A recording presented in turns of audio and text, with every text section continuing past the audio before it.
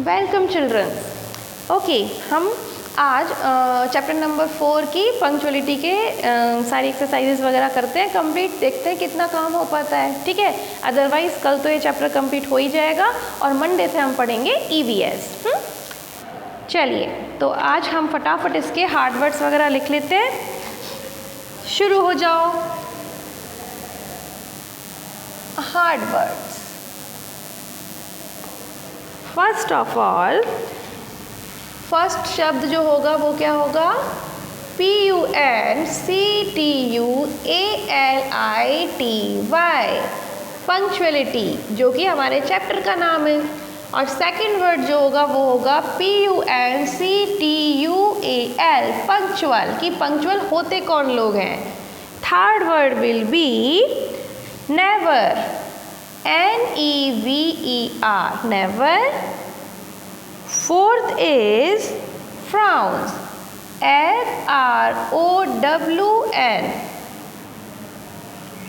Fifth,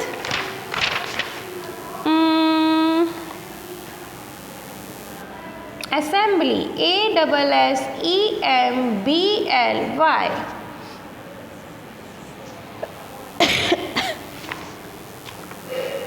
Sullen, SULLEN.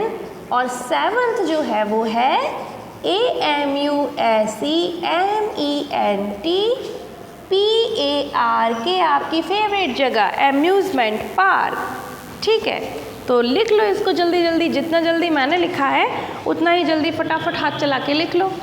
PUNCTUALITY, punctuality. PUNCTUAL, punctual. NEVER, never. FROWN, frown. ASSEMBLY, assembly. SULLEN, sullen. AMUSEMENT PARK, amusement park. ठीक है, लिख लिया। अब हम इसके वर्ड मीनिंग कर लेते हैं फटाफट।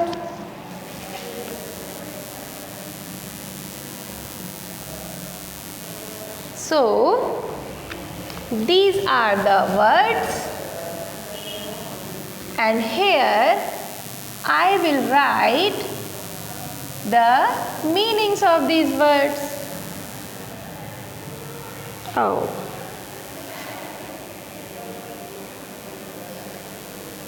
तो पंक्चुअलिटी का मतलब पता है क्या होता है? हमेशा टाइम पर काम करना, उसे हम क्या कहते हैं? पंक्चुअलिटी कहते हैं। और जो लोग ऐसे होते हैं जो टाइम पर काम करते हैं उन्हें हम क्या कहते हैं? कि यस, दीज आर पंक्चुअल। तो किसी भी काम को टाइम पर ख़त्म करना, टाइम पर पूरा करना, वो पंक्चुअलिटी कहलाता है। और उस चीज़ को जो लोग ऐसा करते हैं उनको हम कहते हैं पंक्चुअल लोग। ठीक है, तो जो बच्चे पंक्चुअल होते हैं वो ही फर्स्ट रैंक लाते हैं। तो हम लिख लेते हैं इसका मीनिंग। इसका मीनिंग होता है ऑन टाइम, ऑन टाइम। ठीक है, और इसको हम हिंदी में क्या कहते हैं? थोड़ा टफ है, देखना। समय निष्ठा। समय निष्ठा का मतलब होता है समय पर, किसी टाइम पर उस काम को पूरी तरीके से अच्छे से मेहनत से पूरा करने की जो चाहत होती है या जो आदत होती है उसे हम कहते हैं समय निष्ठा। ठीक है, पंक्चुअल, पंक्चुअल मतलब क्या होता है? टाइमली। जो बच्चे या कोई भी इंसान टाइम पर अपना काम करता है तो वो पंक्चुअल कहलाता है। ठीक है, और ऐसे इंसान को हम हिंदी में क्या बोलते हैं? समय निष्ठ। ठीक। नेवर, नेवर मतलब होता है not at all. Not at all मतलब कभी नहीं, कभी नहीं, कभी भी नहीं। ठीक है, क्या अगर आपसे कोई बोले कि आप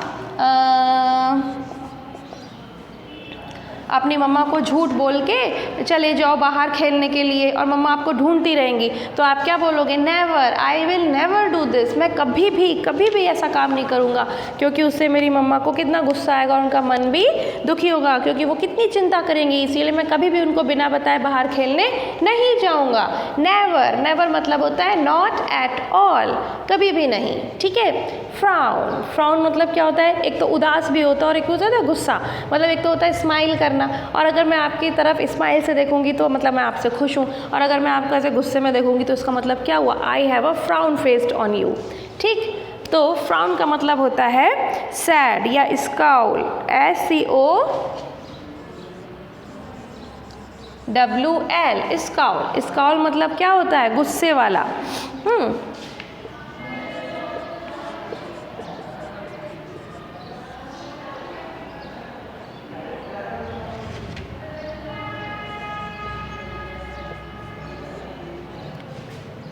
स्काउल फेस होना यानी कि गुस्सा हम कह सकते हैं, नाराज़ कह सकते हैं, है ना।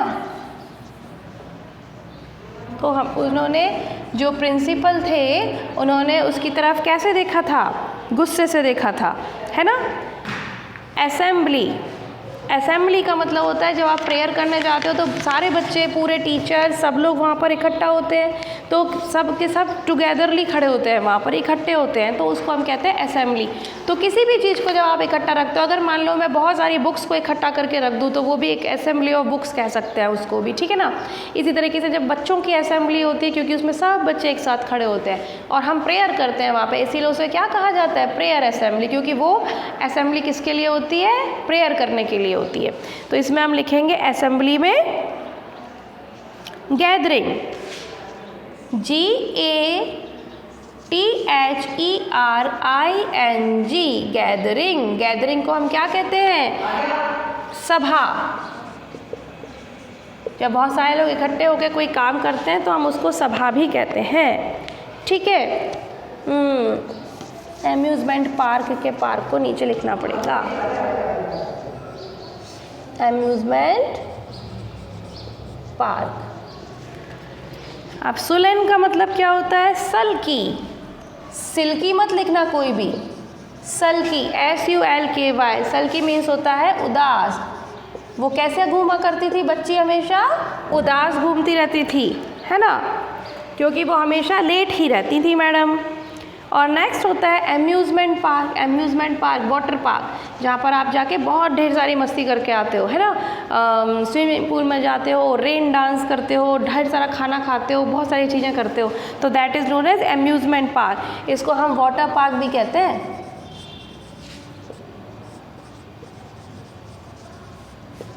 इसको हिंदी में एम्यूज़मेंट पार्क ही कहना पड़ेगा, या हम वाटर पार्क ही लिख देते हैं इसको, वाटर पार्क, ठीक। तो इसे फटाफट लिखो।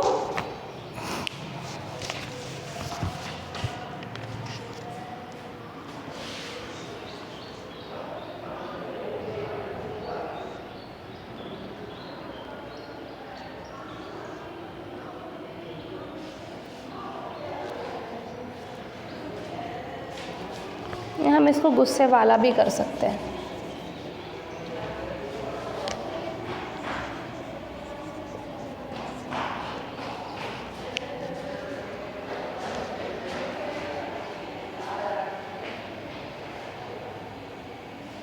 लिख लिया?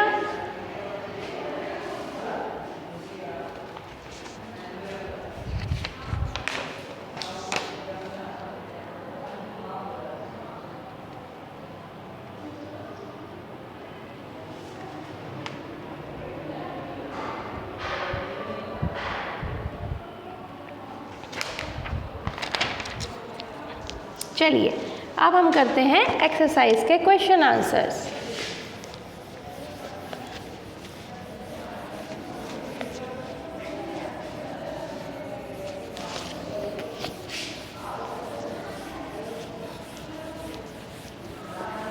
अभी हम क्या करेंगे? अभी देखो आपको कॉपी में क्या क्या काम करना है। सबसे पहले चैप्टर का नंबर डालना है, फिर चैप्टर का नाम डालना है, फिर हार्ड वर्ड्स लिखने हैं, फिर वर्ड मीनिंग्स लिखने हैं, और अब जो मैं क्वेश्चन आंसर्स कराऊंगी क्विक रिकैप वाले, उसके क्वेश्चन आंसर करने और HOT वाला क्वेश्चन करना है ना। और बाकी सारी चीज़ें तो हमें बुक में करनी होती हैं। तो अभी हम वो सारा लिख लेते हैं जो हमें कॉपी में करना है, ताकि आज आप अपनी कॉपी तो फिनिश कर लोगे, कल बुक वाला काम कर लेना, मंडे को बुक और कॉपी दोनों चेक कराने के लिए दे देना, सिंपल, क्योंकि मंडे से फिर हम EVS पढ़ेंगे, ठीक है ना। तो मोरल माइंड आपका कंप्लीट हो जाएगा। अब हम करते हैं यहाँ पे एक्सरसाइज। एक्सरसाइज में सबसे पहले क्विक रिकैप, ठीक है। इसमें सबसे पहले क्या है, आंसर द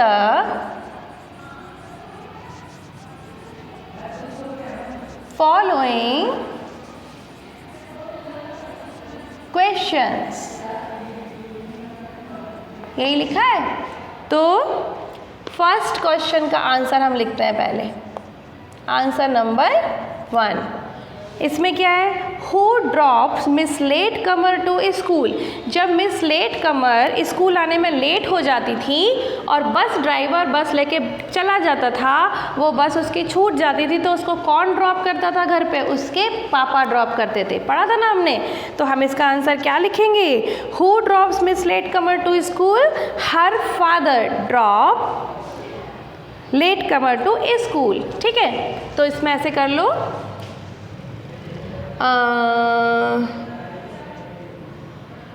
हर फादर ही लिखना पड़ेगा, द फादर तो आएगा नहीं, तो लिख लेते हैं अपन इसको, हर फादर। बेचारे फादर को सुबह सुबह उठ के बच्चे परेशान करते हैं, वरना तो फादर थोड़ा और सो सकते थे, है ना, क्योंकि फादर को तो ऑफिस जाना होता है 10 o'clock और आपको तो स्कूल आना होता है 8 o'clock, लेकिन आप हो कि टाइम पर तैयार नहीं हो सकते हो, गलत बात। Her father drops miss latecomer, Miss latecomer का कोई नाम ही नहीं था, टू स्कूल, ठीक। So this is answer number 1। अब हम आते हैं second question, who adjust her in the assembly line. और जब वो प्रेयर असेंबली में नहीं पहुंच पाती थी ठीक से टाइम पर, तो किसको एडजस्ट करना पड़ता था, और कभी कभी देर से पहुंचती थी भागते भागते, तो सारी लाइन गड़बड़ कर देती थी, क्योंकि उसकी हाइट तो कम थी, वो तो आगे खड़ी होती थी 3rd नंबर पे, और बाकी इतने सारे जो बच्चे होते थे वो पूरे डिस्टर्ब हो जाते थे, फिर पीछे पीछे खिसकाना पड़ता था, फिर 1 हैंड का डिस्टेंस दिलवाना पड़ता था। तो ये सब कौन करता था, टीचर्स करते थे। टीचर्स को भी परेशान करती थी, पहले अपने पापा को परेशान करते हैं बच्चे जो लेट कमर होते हैं, फिर टीचर्स को परेशान करते हैं, फिर प्रिंसिपल से डांट खाते हैं। तो हम लिखेंगे क्या, हु एडजस्ट, क्वेश्चन में क्या पूछा है, who adjust her in the assembly line. तो हम क्या लिखेंगे, the teacher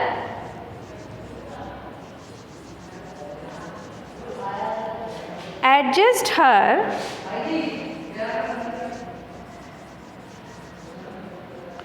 adjusts her in the assembly line, ठीक। अब नेक्स्ट आंसर नंबर 3,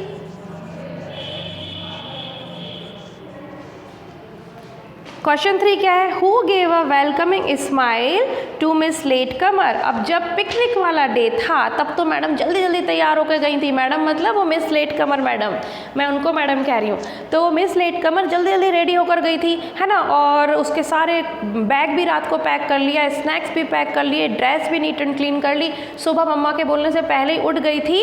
ये होती है पिकनिक की लालच। आप लोग भी तो ऐसे ही करते हो, जो बच्चे स्कूल हमेशा लेट आते हैं उनको पिकनिक पे पहुँचने में लेट नहीं होते, क्योंकि पता है पिकनिक पे जाकर तो ढेर सारी मस्ती करने को मिलने वाली है ना। तो ऐसे ये थी miss late Qamar.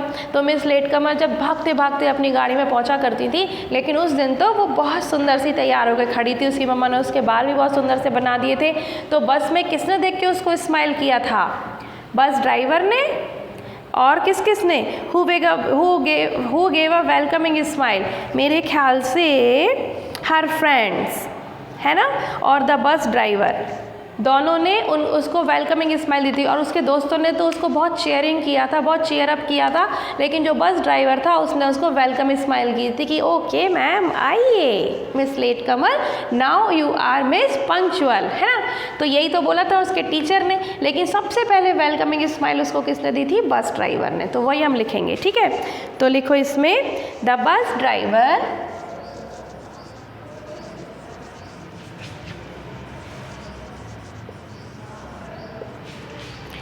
gave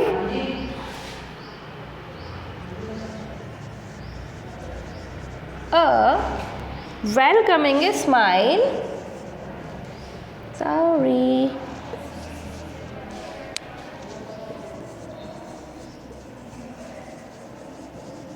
welcoming smile to Miss Latecomer.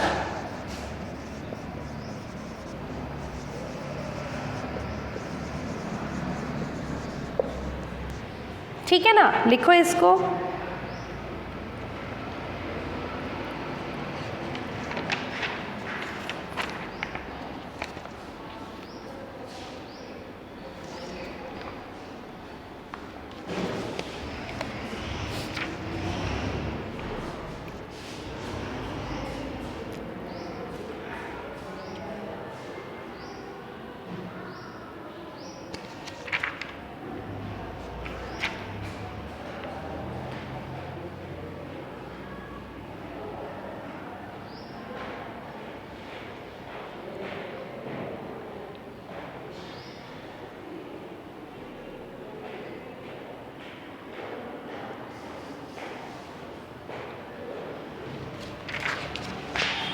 अब देखो इसके बाद जो हमारे पास वर्ड फन है ना, और मल्टीपल चॉइस क्वेश्चन है, और ये लर्न फ्रॉम पिक्चर्स है, ये सब हमें बुक में ही करने हैं, है ना।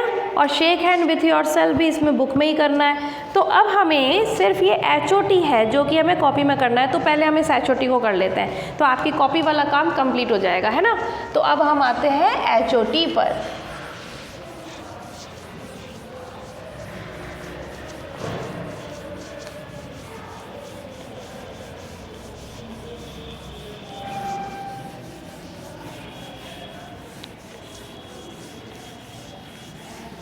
HOT में ये पूछ रहे हैं कि can you become a leader if you are not punctual. अगर आप पंक्चुअल नहीं होगे तो क्या आप एक लीडर बन सकते हो? तो क्या आपको स्कूल में कोई मॉनिटर बनाएगा, या फिर आप गेम में कोई लीडर बन सकते हो, या कोई फुटबॉल में आप कैप्टन बन सकते हो। कोई भी लीडर का मतलब क्या होता है? लीडर का मतलब होता है हेड ऑफ द टीम। किसी भी टीम में आपको हेड बनाया जाएगा क्या? क्योंकि जो बच्चा पंक्चुअल ही नहीं होगा वो कैसे हेड बनेगा, क्योंकि वो तो कोई काम टाइम पे कर ही नहीं पाएगा, है ना। तो फिर हम इसका क्वेश्चन लिखते हैं। HOT में जो क्वेश्चन पूछा गया है वो है can you become a leader if you are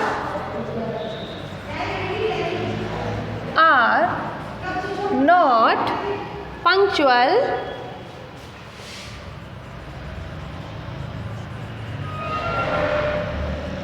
discuss। अब इसको डिस्कस करने में हमें सिर्फ यही लिखना है कि नो, आपको ये पता है कि no I can not become a leader if I am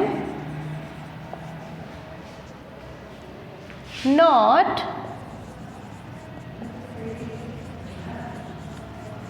punctual, because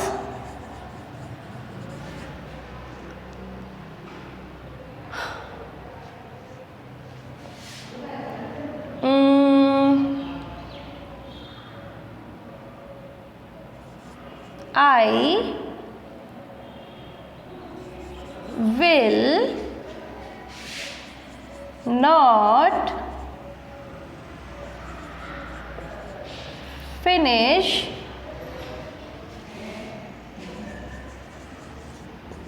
any task on time, है ना।